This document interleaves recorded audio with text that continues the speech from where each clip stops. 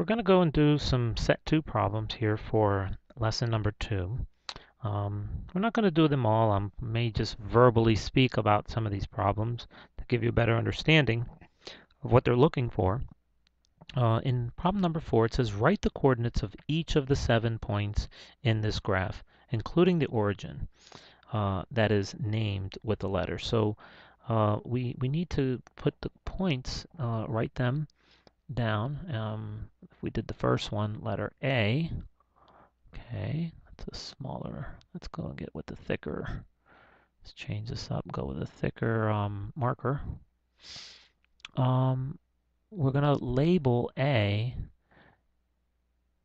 with its coordinates A, and that would be, remember, we would use parentheses, we would have a comma in there, and then we have another parentheses. So the question is, what are the x and y coordinates?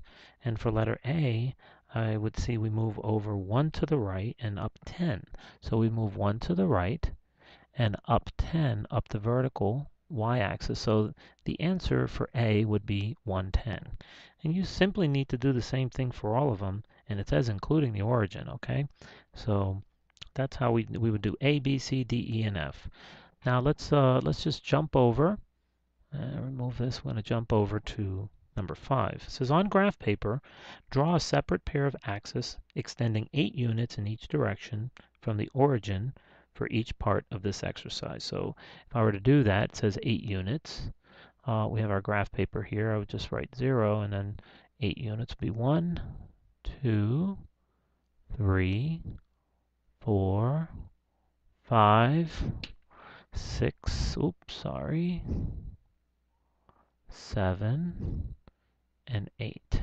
Okay, and then 1, 2, 3, 4, 5, 6, 7, and 8. Okay, so we went 8 across, 8 up, and now we're going to follow the next part of this particular exercise.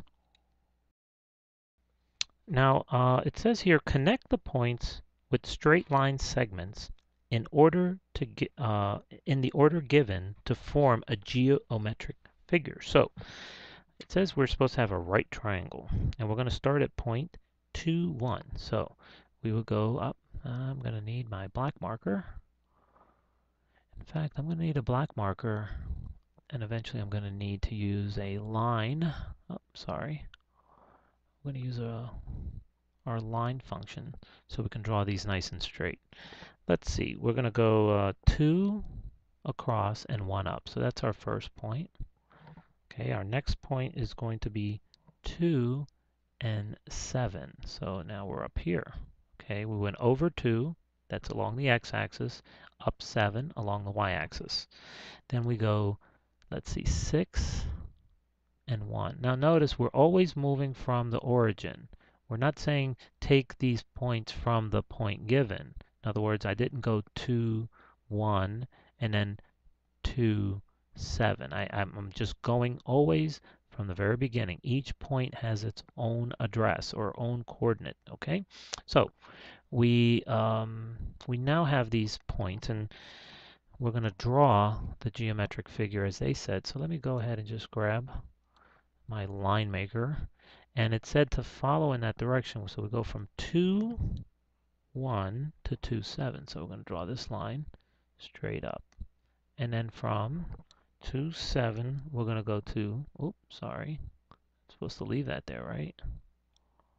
Okay, and then from this point, we're supposed to go down to here, right? And then from that point, we're supposed to go back across, back to 2, 1, which means we have drawn the right triangle. So that's how we would have done this one.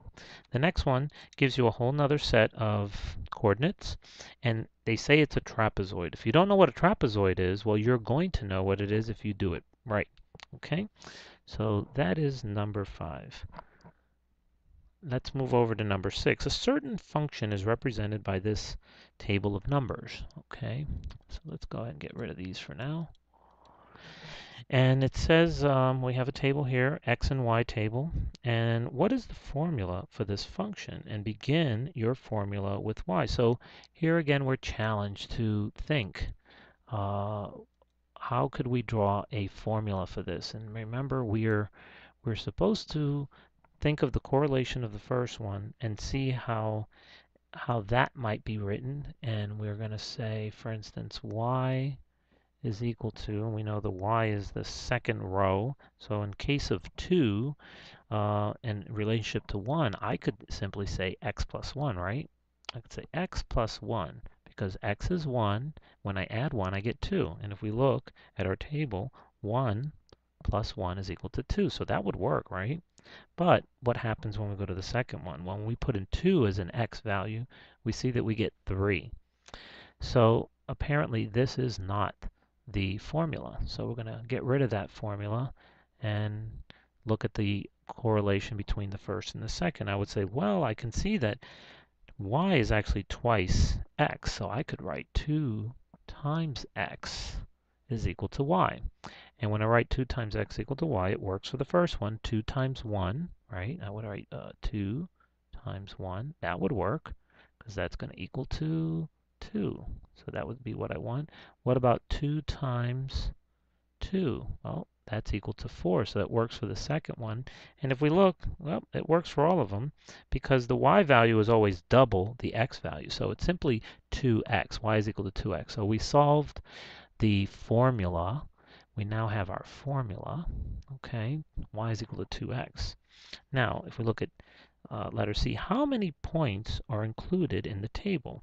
Well, if we look, we have point 1. We have the first point is 1, 2. The second one is 2, 4. The next one is 3, 6. And the next one's 4, 8. So there's 4 points. Now, if we were to graph these, we would simply find their points on the graph. And for that, I'm going to need my black marker. I said I wasn't going to do all of these, but these are the easy ones. I'm sure you're going to get them.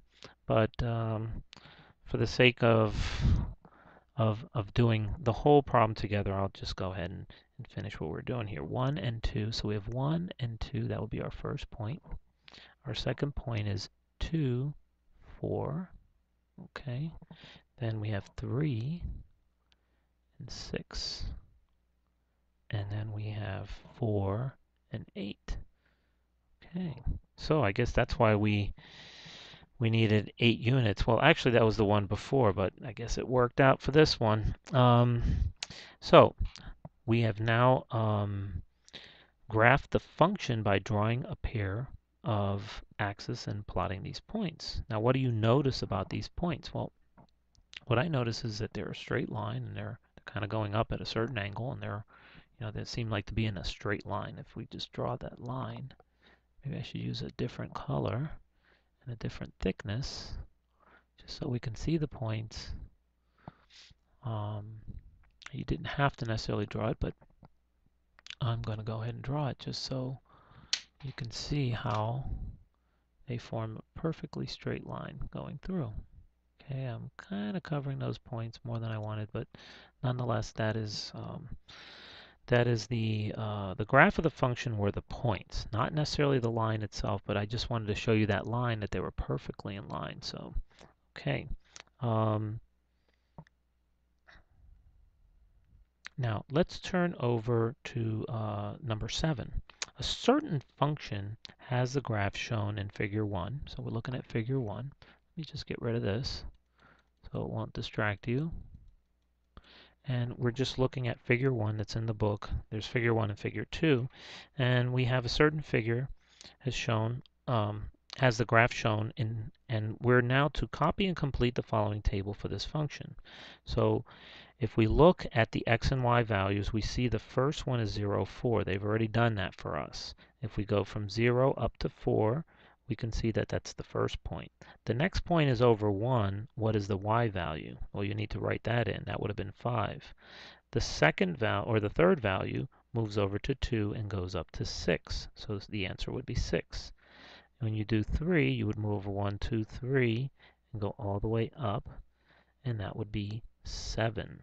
And the 4 would be over 4 and up to, and you would count in counting units all the way up to 8. So the answers you would have written, the answers, you can write them using the entire table. It's good. You can give just the answer, but the answers, if you draw it as a table, it's consistent with what you were looking for. You were drawing a table, okay? So you would have copied and completed the following table. And then we need to determine what is that, what is the formula for this function. And we can go over here, and I'll do this one with you. We're going to go and get our white marker. Now we have, I guess we should have written it here. Let's just go ahead. We're going to use the lighter version for this one. 0, 1, 2, 3, 4, and 5. And we have 4. And we knew this is 5, 6, 7, 8. Actually, it didn't go out to 5, so let's forget about the 5. Let's just scratch that out of the way. Okay, so we have these values. What would be the formula? Well, we're going to do y is equal to what? Well, 0, 4. Well, we would say that right now the x value of 0, we would add 4, and that would give us the answer. So we'd say x plus 4. So 0 plus 4 is equal to the y value. Does it work here? Well, we've put 1. 1 plus 4 is equal to 5. Hey, that works. 2 plus 4 is equal to 6. 3 plus 4 is equal to 7. 4 plus 4 is equal to 8. So it appears that this is our formula. We have found the formula for this function. Okay? So that wasn't too hard. Now let's turn over. I kind of like those thin numbers there. It looks a little better than our thicker ones. Maybe in future videos you will see the thinner version. Okay, now we have actually a similar problem. We won't do this because you already see how we've done that. And that would be for number 8. Now we have a function, number 9. A function has a value, or excuse me, a formula, y is equal to 8 minus x. So they've given us the formula, okay? And what they're asking us to do is now the opposite. Instead of having the graph, we now have the formula. And we have the formula, we can plug in these values. We don't know those. Before we were looking at the graph and just plotting the points and getting their coordinates. Now we're going to use the y is equal to 8 minus x and plug in those values. So if we put in 2 for x in the first one, y is equal to 8 minus x. So that would be 8 minus 2. So our answer would be 6, right? So so that we would write that in the y box. And we would do these for each of these, and then we'd just go ahead and plot each of those and place them on the graph. Okay. Now, and the last one, we're going to do the same thing. It's the function has a value, or excuse me, a formula. Y is equal to 3x minus 2. You can see now it's getting a little more complicated.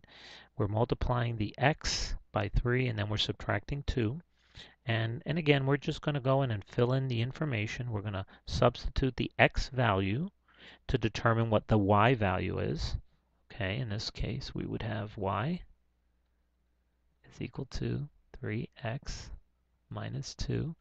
In the first case, we would have 3, and we have 1 as the x value.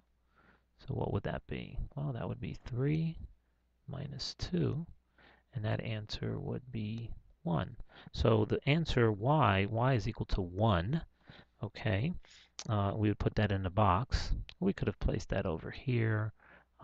Maybe that you can better understand why this is the y value. This is the x value that's being placed into this line here. We see that we use the number 1 as the value for x. What we'll do is we'll repeat this for 2, for 3, for 4, and we will have different values of y. Once we complete the table, we can go ahead and graph the function. Okay, so you can see these problems are not that difficult. If you do have any problems, well, you know you need to send me an email and maybe we can explain this a little further.